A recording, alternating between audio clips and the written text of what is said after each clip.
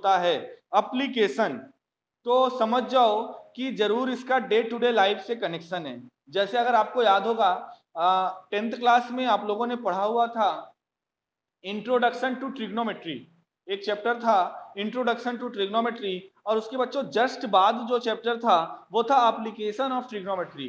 Application of trigonometry जहां पर बच्चों आप लोगों ने हाइट एंड डिस्टेंस के बारे में मेरे ख्याल से पढ़ा था, क्यों पढ़ा था कि नहीं? तो हाइट एंड डिस्टेंस बच्चों ट्रिग्नोमेट्री का क्या है? एप्लीकेशन है। यानी अगर आपसे कोई पूछे कि ये थीटा, मैथमेटिक्स वाले टीचर कहाँ गए जो sine theta cos theta tan theta पढ़ा के चले गए, आप बताएगा कि कोई क्या यूज है हमारा इसका डे टू डे लाइफ में? तो आपने एप्लीकेशन ऑफ ट्रिग्नोमेट्री में उसका यूज पढ़ा हुआ है बच्चों, हाइट एंड डिस्टेंस में कैसे हम उसका यूज करते हैं, और प्रैक्टिकल लाइफ से वो बहुत रिलेटेड भी है। बड़ी बड़ी बिल्डिंग्स की हाइट मेजर करना, वर्टिकल हाइट कितनी भी हो, हम एक पोजीशन पर खड़े खड़े हम उस बिल्डिंग की हाइट मेजर कर सकते हैं, साथ ही साथ हॉरिजॉन्टल डिस्टेंस भी मेजर कर सकते हैं। और वहां पे मैंने ये भी बच्चों आपको बताया हुआ था कि जिस इंस्ट्रूमेंट से एंगल मेजर किया जाता है, जिस इंस्ट्रूमेंट से एंगल मेजर किया जाता है उसको सेक्सटेंट कहते हैं। और सेक्सटेंट एक ऐसा ऑपरेटस होता है जिससे आप एंगल ऑफ एलिवेशन या एंगल ऑफ डिप्रेशन जब भी आप निकालते हो, हाइट एंड डिस्टेंस चैप्टर में आपने पढ़ा हुआ है, तो एंगल मेजर करने के लिए हम लोग उस ऑपरेटर्स का यूज करते हैं, एंगल पता चल जाता है। तो हम लोग ट्रिग्नोमेट्रिक आइडेंटिटीज और फॉर्मूले का यूज करके हम किसी भी बिल्डिंग टावर की हाइट या किसी भी रिवर की चौड़ाई विड्थ, ये सारी चीजें निकाल सकते हैं, और हम लोगों ने निकाला भी है। I am right? तो बच्चों यहां पर मैं अभी समझा क्या रहा हूं कि एप्लीकेशन का मतलब क्या होता है। एप्लीकेशन का मतलब बच्चों यही होता है कि किसी भी चीज का डे टू डे लाइफ से कनेक्शन। मतलब किसी भी चीज को अगर हम पढ़ रहे हैं तो बिल्कुल पहला क्वेश्चन यही आपके माइंड में आता है कि इसका यूज क्या है, क्यों पढ़ रहे हैं। अभी तक आपने सेट थ्योरी के बारे में पढ़ा, डेफिनेशन पढ़ी, finite set, infinite set, union set, intersection set, और पावर सेट, सबसेट, ये सारी चीजें थ्योरेटिकल फॉर्म में, और कहीं ना कहीं मान लो क्वेश्चन लगाने के लिए पढ़ लिया। लेकिन अब अगला क्वेश्चन यही है, फिर आपसे कोई ये पूछ लिया कि ठीक है सेट थ्योरी तो पढ़ ली, अब इसका तो यूज क्या है, क्या यूज है, किसी में कोई यूज कर सकते हो? तो अब यहां पर बच्चों जो हम डिस्कस करेंगे वो वर्ड प्रॉब्लम होगी, और उसी वर्ड प्रॉब्लम को जब आप पढ़ोगे तो आपको ये रियलाइज भी होगा, अच्छा तो सेट थ्योरी का हम यहाँ पे यूज कर सकते हैं। तो एप्लीकेशन का मतलब यही है कि सेट थ्योरी। और बच्चों जो इंपॉर्टेंट पोर्शन है, फिर से मैं बता दूं, जो इंपॉर्टेंट पोर्शन है कॉम्पिटिटिव एग्जाम के लिए वो वर्ड प्रॉब्लम ही है। मतलब अगर कॉम्पिटिटिव एग्जाम में कहीं पूछा जाएगा तो वर्ड प्रॉब्लम ही पूछा जाता है, और मैक्सिमम चांसेस वर्ड प्रॉब्लम के ही बच्चों रहते हैं। तो बहुत अच्छे से समझिएगा, वर्ड प्रॉब्लम आप समझेंगे और उससे रिलेटेड अभी एक दो फार्मूले हम बताएंगे और फिर क्वेश्चंस को सॉल्व करेंगे। तो बच्चों application of union and intersection of sets में यहाँ पे बच्चों दो बेसिक फार्मूले हैं जो हम चाहते हैं उसको नोट कर लो, और उसका यूज हम लोग वर्ड प्रॉब्लम में करेंगे क्वेश्चन को सॉल्व करते हुए। ये चीज ध्यान रखिएगा, वर्ड प्रॉब्लम को हम दो तरीके से कर सकते हैं। वर्ड प्रॉब्लम को हम दो तरीके से कर सकते हैं, एक तो फार्मूले का यूज करके, और दूसरा ये कि आप वेन डायग्राम का यूज करके और उसमें कुछ फार्मूले अप्लाई करके और भी सिंपल तरीके से कर सकते हो। जब बच्चों आप वेन डायग्राम का यूज करके किसी क्वेश्चन को अटेम्प्ट करते हो तो वो क्वेश्चन और आसान हो जाता है और ज्यादा अच्छे से समझ में आता है। और जो जिस मैं कॉम्पिटेटिव एग्जाम की बात कर रहा हूं तो वहां पर बच्चों आप लोग भी जब आपको ये आ जाएगा तो आप लोग भी वेन डायग्राम को ही प्रिफर करोगे और वैसे ही क्वेश्चन आप लोग सॉल्व करोगे, वो आपको ज्यादा इजी लगेगा। फिलहाल उससे इन सबसे पहले जो हमें पहले समझना है वो सबसे पहले चीज बच्चों क्या है, cardinal number of a set. और ये मैंने बताया हुआ है, किसी सेट का कार्डिनल नंबर क्या होता है, कोई बताएगा डेफिनेशन?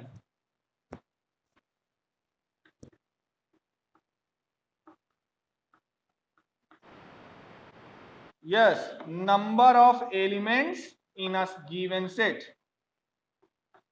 In a set, मतलब कार्डिनल नंबर क्या होता है, the total number of elements in a set, and denoted by denoted by small n और ब्रैकेट में a या जो भी सेट होगा a b c, ठीक है। और ये चीज हम लोग ऑलरेडी प्रीवियसली पढ़ चुके हैं, हम लोगों ने इसका डिस्कस काफी किया हुआ है। फॉर एग्जांपल अगर a लिखा हुआ है 1 2 और हम आपसे पूछे na क्या होगा, तो na का मतलब बच्चों क्या होगा, इसको वर्डिंग में अगर बोलना है तो इसको क्या, हाँ, number of element in set a।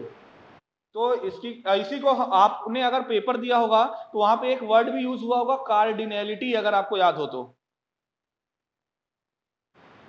Cardinality बच्चों यही होता है, cardinal number of a set.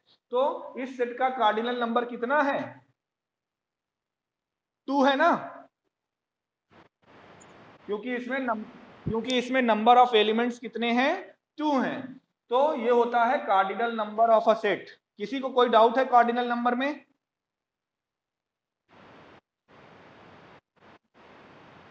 कोई बात नहीं, रिकॉर्डिंग जाएगी तो उसमें देख लेना अगर कहीं पे कोई दिक्कत हो रही हो तो। चलो ठीक है, नेटवर्क प्रॉब्लम होगा इस वजह से वीडियो पॉज हो जाता है। ओके, आगे चलते हैं। तो मैं चाहूंगा कि ये फार्मूला आप लोग नोट कर लीजिए और इसको वर्ड प्रॉब्लम में ध्यान रखिएगा। वर्ड प्रॉब्लम करते समय इसको हम लोग यूज करेंगे। तो जो पहला फार्मूला है वो होता है n of a union b। ये ध्यान रखिएगा, ये फार्मूला हम लोग प्रोबेबिलिटी जब लास्ट में पढ़ेंगे उसमें भी यूज करेंगे।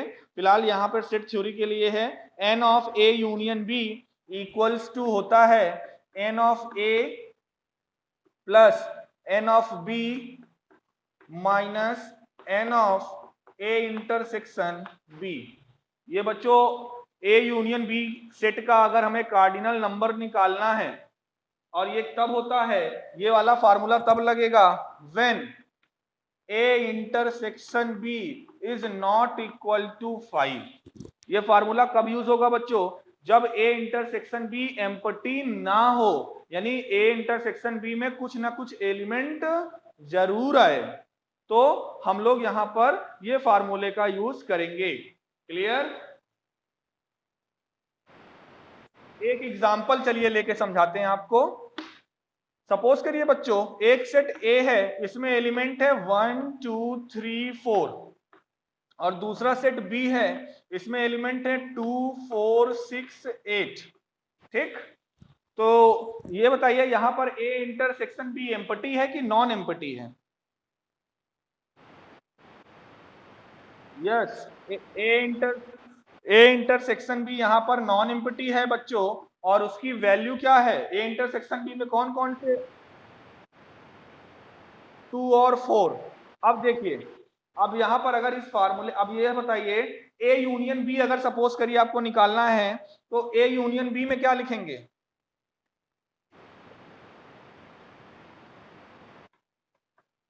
ओके, अब बच्चों जरा ध्यान से देखिए, ए लिखा हमने, ए और बी दिया हुआ था, हमने ए इंटरसेक्शन बी निकाल लिया, ए यूनियन बी निकाल लिया। अच्छा, जरा सभी का कार्डिनल नंबर लिखिए। कार्डिनल नंबर मतलब एन ऑफ ए, कितना है N of A? 4। N of B कितना है? N of A intersection B कितना है? और N of A union B कितना है? 6। अब जरा ये जो सभी न्यूमेरिकल वैल्यू आई, इसको इस फार्मूले पर अप्लाई करिए, देखिए एलएचएस और आरएचएस इक्वल आ रहा है कि नहीं?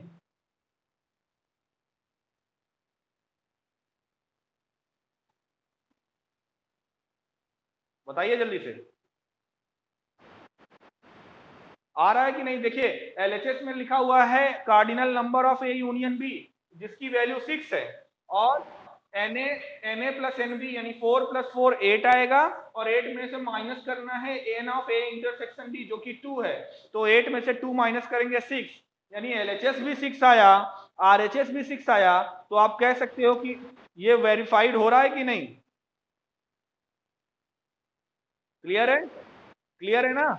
अब देखिएगा, इसी चीज को मैं वेन डायग्राम से बताता हूं, वेन डायग्राम से बताता हूं और वो आपको और अच्छा लगेगा। बस देखिएगा, इसी एग्जांपल को मैं वेन डायग्राम से समझाना चाह रहा हूं, देखिएगा। क्योंकि मैंने पहले ही बोला कि क्वेश्चन को करने के 2 तरीके रहेंगे, यूज चाहे आप जो करिए, आप फ्री हो उसके लिए। मान लीजिए ये सेट ए है, ये सेट बी है, ठीक है, ये सेट ए है, ये सेट बी है। अब सबसे पहले बच्चों करते क्या है, जो दोनों में कॉमन है, जो दोनों में कॉमन है उसकी संख्या यानी वो नंबर सबसे पहले लिखते हैं। तो जो एग्जांपल अभी हम लोगों ने लिया था, मैंने रफ कर दिया, वहां पर N of A intersection B में कितने एलिमेंट आए थे? 2 एलिमेंट। कौन कौन से? 2 4। ओके, और सेट ए में कौन कौन से एलिमेंट थे? अब देखिए हमने सबसे पहले क्या, यस सर, अरे सेट ए की बात कर रहा हूं मैं केवल, 1 2 3 4 था। हाँ, तो देखिए सेट ए में ये हमने इंटरसेक्शन वाले पोर्शन, सबसे पहले बच्चों वेन डायग्राम में जब सॉल्व करते हैं तो सबसे पहले कॉमन पोर्शन को फिल किया जाता है। जैसे जो दोनों में कॉमन हो, कॉमन क्या था? 2 और 4, ये एलिमेंट कॉमन था। अब जरा ए में आइए, मतलब ए ये पूरा सर्कल है, 2 4 इसमें इंक्लूड है। अब ये जो बाहर वाला पोर्शन है इसमें हम लोग लिखेंगे 1 और 3, यही। अब जरा सेट, अब जरा सेट ए को देखिए, सेट ए में सारे एलिमेंट्स आ गए कि नहीं? 1 2 3 4 यही तो एलिमेंट था। अब सेट बी में आइए, सेट बी में कौन कौन से एलिमेंट थे? अच्छा, 2 4 6 8, 2 4 ऑलरेडी लिखा हुआ है, यहां पर क्या लिखेंगे? 6 8। तो ये हमने वेन डायग्राम में एलिमेंट को रिप्रेजेंट कर दिया। अब आप देखिए, अगर अब आपसे पूछा जाए, ऐसे ही पूछा जाए, देखो सेट नहीं लिखा हुआ है, क्वेश्चन नहीं लिखा हुआ है, लेकिन मैं पूछूं सेट ए के एलिमेंट बताओ, तो आप इस डायग्राम को देख के बता सकते हो कि नहीं? 1 1 2 3 4। अब मैं ये पूछूं कि ए के वे मेंबर बताओ जो बी में ना हो, केवल मतलब आपसे ये पूछा जाए जो बी में ना हो, केवल ए के वो मेंबर बताओ, तो क्या बताओगे? Very good. इसी तरह ये पूछा जाए कि बी के वे मेंबर बताओ जो ए में ना हो, तो कहने का मतलब ये है कि जब आपके सामने एक पिक्चर सेट हो गई, ये डायग्राम आपके सामने वेन डायग्राम बन गया, फिर बच्चों कितना भी क्वेश्चन घुमा के क्यों ना पूछे, आप बता सकते हो। पूछा जाए दोनों में कॉमन कौन कौन है, दोनों में कॉमन है 2 4, है ना? अब अब मैं ये पूछूं ए यूनियन बी में, जरा ध्यान से सुनिएगा, ए यूनियन बी में टोटल नंबर ऑफ एलिमेंट यानी ए यूनियन बी का कार्डिनल नंबर यहां से बताओ, डायग्राम में गिन के बताओ कितने एलिमेंट फिक्स है कि नहीं। पिछली बार भी जब हमने फार्मूले से किया था तो वहां पर भी ए यूनियन बी में कितने एलिमेंट आ रहे थे? 6 ही तो थे। इसी तरह से अगर अब यहां पे पूछा जाए n of A, n of A कितना है? 4। एन ऑफ बी कितना है? ये भी 4 है। N of A intersection B ये कितना है? 2। तो कहने कहने का मतलब बच्चों ये है कि जब वेन डायग्राम बन जाएगा तो आप चीजों को बिल्कुल आसान से तरीके से रिप्रेजेंट कर सकते हो। ठीक है, तो दोनों ही तरीके हैं, हम लोग दोनों ही प्रोसीजर फॉलो करेंगे, किसी क्वेश्चन में कुछ तो किसी क्वेश्चन में कुछ। तो ये था बच्चों पहला फार्मूला जो आपको नोट करना था, N of A union B equals to N of A plus N of B minus N of A intersection B. ये केस मैंने बताया, ये कब यूज करेंगे? जब A intersection B non empty हो। अब इसी का दूसरा केस ले लेते हैं, when when A intersection B is empty, जब ए इंटरसेक्शन बी में कुछ कॉमन ना हो, मतलब दोनों सेट डिसजॉइंट हो। कल मैंने बताया हुआ था डिसजॉइंट सेट, मतलब दोनों में कॉमन ना हो, वहां पर वेन डायग्राम अलग अलग बनाया जाएगा ऐसे। तो फार्मूला ये क्या हो जाएगा बच्चों? N of A union B equal to N of A plus N of B. क्या ये रहेगा? नहीं नहीं, बस इतना ही रहेगा। ए इंटरसेक्शन बी में तो कोई एलिमेंट ही नहीं है, तो उसका कार्डिनल नंबर क्या हो जाएगा? 0, है ना? तो ये फार्मूला होगा N of A union B equals to N of A plus N of B. ये फार्मूला बच्चों कब यूज होगा? जब N of A intersection B 0 हो जाए, यानी ए इंटरसेक्शन बी हमारा कैसा सेट हो? एम्प्टी सेट हो। क्लियर है? किसी को कोई डाउट? ओके, थर्ड लास्ट और वेरी वेरी इंपॉर्टेंट फार्मूला, जो कि आपको शायद मिसलेनियस में ज्यादा करने को मिलेगा, मिसलेनियस में आपको जो वो ज्यादा करने को मिलेगा, तो नोट कर लीजिए। थर्ड फार्मूला क्या है? नहीं नहीं, कॉम्प्लीमेंट वाली एक्सरसाइज नहीं करनी है, वो हटा दिया गया है सिलेबस से। उसके बाद वाली, हाँ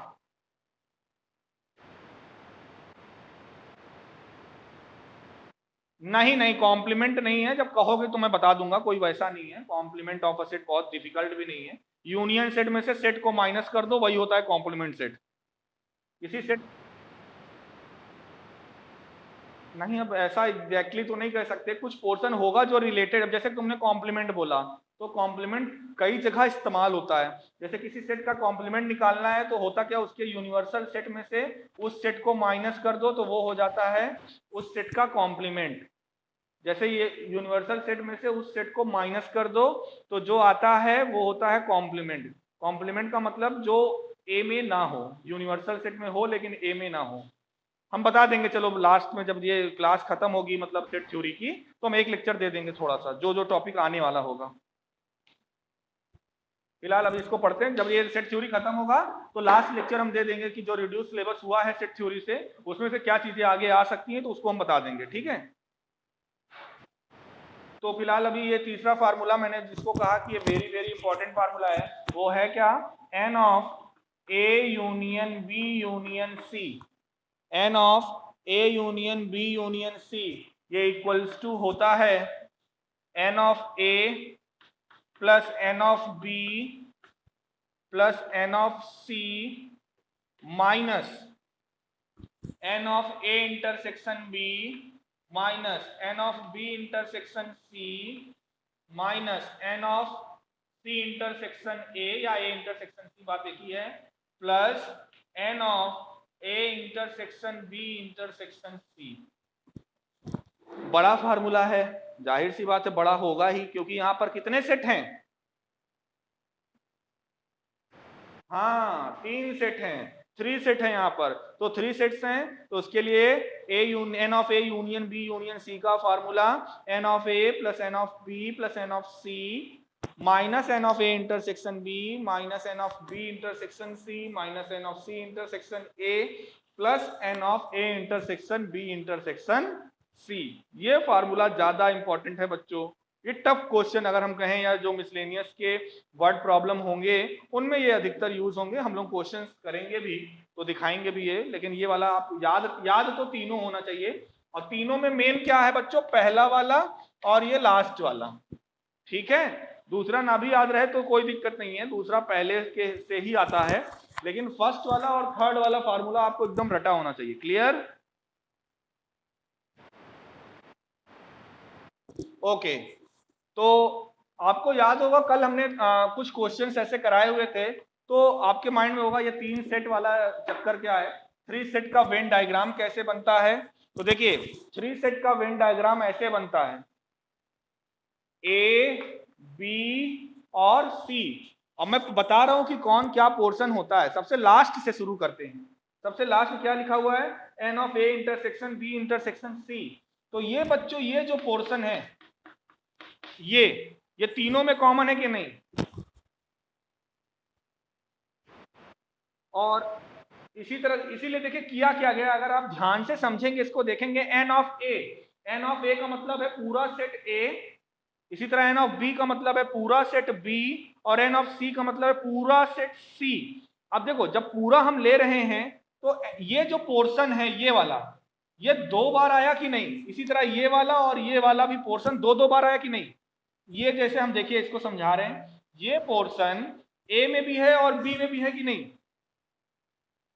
ये पूरा पूरा है ना।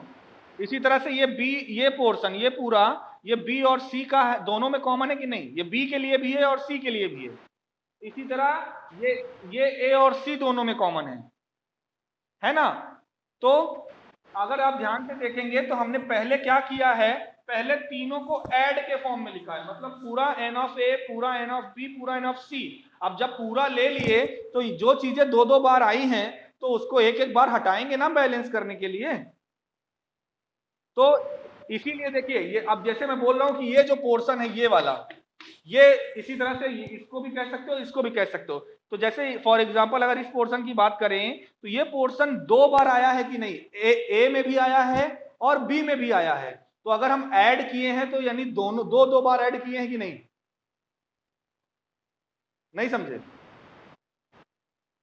कहने का मतलब। अगर कार्डिनल नंबर ए का बोला जाए और सपोज करो इस पे 2 एलिमेंट हैं, तो ये 2 एलिमेंट ए के कार्डिनल नंबर में भी प्लस होगा और बी के कार्डिनल नंबर में भी तो प्लस होगा। तो बैलेंस करने के लिए एक क्या करेंगे, माइनस करेंगे। तो वही यहां पर देखिए किया गया, माइनस एक एक बार तीनों इंटरसेक्शन को, A intersection B, B intersection C और सी इंटरसेक्शन ए। तो तीनों में जो मतलब तीनों जो दो दो बार रिपीटेड था उसको क्या किया गया है, माइनस किया गया है। क्लियर है कि नहीं। और जो सबसे स्टार्टिंग में हमने बनाया था ये वाला portion N of A intersection B intersection C, ये ऐसा है कि ये 3 बार ऐड हुआ है अगर आप ध्यान से देखोगे तो ये पोर्शन देखिए तीनों में कॉमन है और इसको हम लास्ट में क्या किए हैं, प्लस किए हैं। क्यों, क्योंकि अगर एक एक बार आपने सभी में से हटा दिया तो ये वाला पोर्शन बच्चों बच जा रहा है। अगर आप ध्यान से समझेंगे तो ये वाला पोर्शन क्या हो जा रहा है, बच जा रहा है। तो इसके लिए करेंगे क्या, एक बार इसको लास्ट में तीनों में जो कॉमन है उसको क्या कर देंगे, ऐड कर देंगे। तो ये किसके इक्वल होगा, A union B union C के इक्वल होगा। चलिए अब क्वेश्चंस पे आते हैं। फार्मूले में जितना हमको समझाना था हमने समझा दिया है, अब आते हैं बच्चों सीधा क्वेश्चंस पे। ओके, तो अच्छा किसी का कोई क्वेश्चन है तो नहीं, मैं तो शुरू कर दिया आज अपने से। चलिए तो एक्सरसाइज हम बच्चों बता रहे हैं आज जो है वो है 1.6। कौन सी एक्सरसाइज है, 1.6। जैसे अगर आप देखेंगे तो मैं इसमें स्टार्ट कर रहा हूं क्वेश्चन नंबर 6 से। स्टार्टिंग के क्वेश्चन वही फार्मूले बेस्ड हैं, करिएगा, नहीं आएगा तो बताइएगा, ठीक है। तो एक्सरसाइज 1.6 क्वेश्चन नंबर 6 बच्चों बोला यह जा रहा है, in a group of 70 people, कितने लोगों का ग्रुप है, 70 पीपल का ग्रुप है। बोला जा रहा है in a group of 70 people 37 like coffee. 37 लोग क्या लाइक करते हैं, कॉफी। और आगे बोला जा रहा है 37 like coffee, 52 like T, 52 like T. तो 52 लोग जो है वो टी पसंद करते हैं, चाय पीना पसंद करते हैं। And each person like at least one of the 2 drinks. मतलब ये जो 70 लोग हैं इनमें से कोई भी एक पर्सन ऐसा नहीं है जो दोनों में से किसी को लाइक ना कर रहा हो। यही बोला जा रहा है कि एटलीस्ट एक ना एक ड्रिंक को, चाहे वो कॉफी हो चाहे वो टी हो, हर आदमी, हर पर्सन किसी ना किसी एक ड्रिंक को लाइक जरूर करता है। दोनों को भी लाइक कर सकते हैं लेकिन कम से कम एक ड्रिंक को हर आदमी लाइक जरूर करता है, वो चाहे टी हो चाहे कॉफी हो। समझ आ रहा है ना।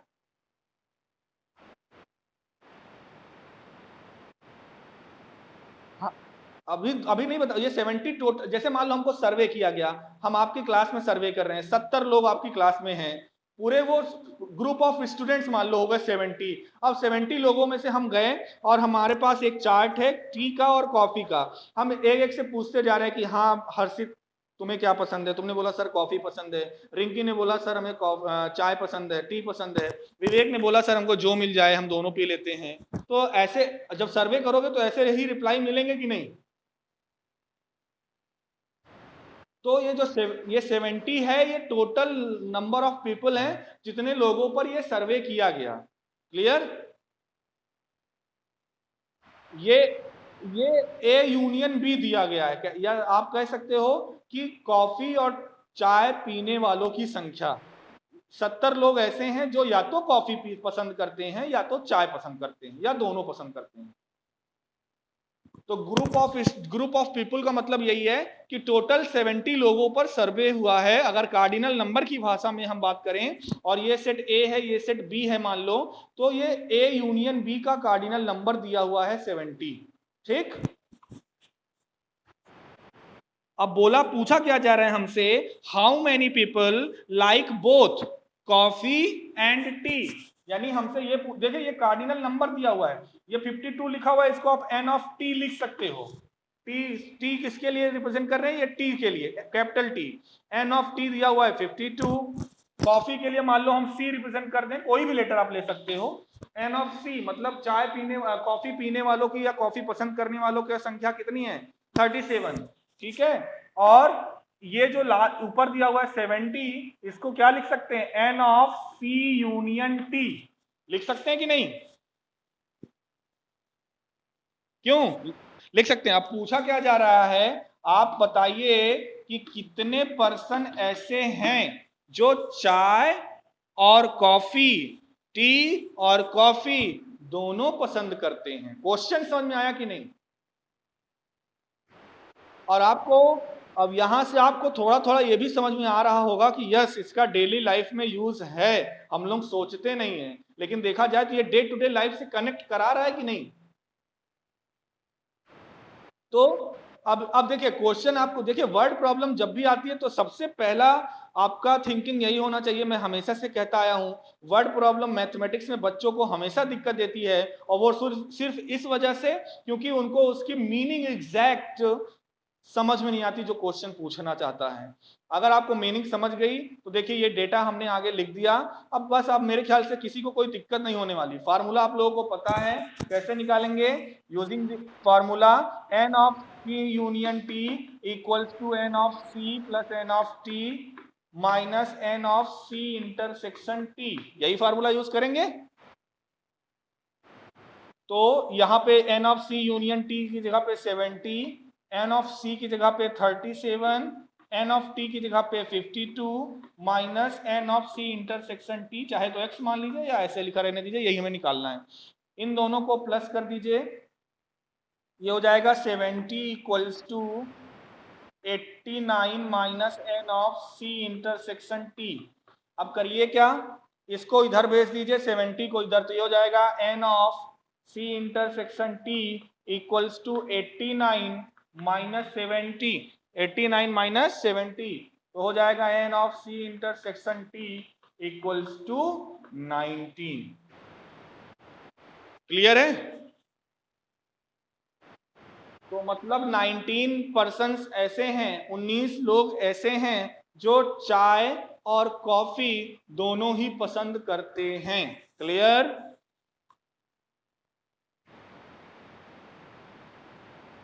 हाँ, यस, बिल्कुल बिल्कुल सही बोले हो। ठीक है,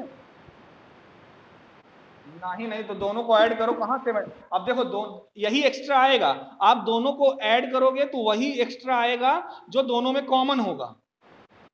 जैसे फॉर एग्जांपल सपोज, चलो ठीक है आ गया तो अच्छी बात है, थोड़ा सा वेन डायग्राम से भी अगर चाहो तो देखो, हम दिखा दे रहे हैं इसी चीज को और क्लियर हो जाए। ये मान लो सेट सी है, ये सेट टी है, ठीक है, इसको x मान लीजिए, और यहां पर देखिए क्या हो जाएगा, यहां पर हो जाएगा 37 माइनस एक्स, ये क्या हो जाएगा 37 माइनस एक्स, और ये क्या हो जाएगा 52 माइनस एक्स, होगा कि नहीं। अब आप तीनों को प्लस कर दीजिए, 37 minus x plus 52 minus x, और इक्वल्स टू में लिख दीजिए 70, और x की वैल्यू आप निकालिएगा 19 ही आएगा।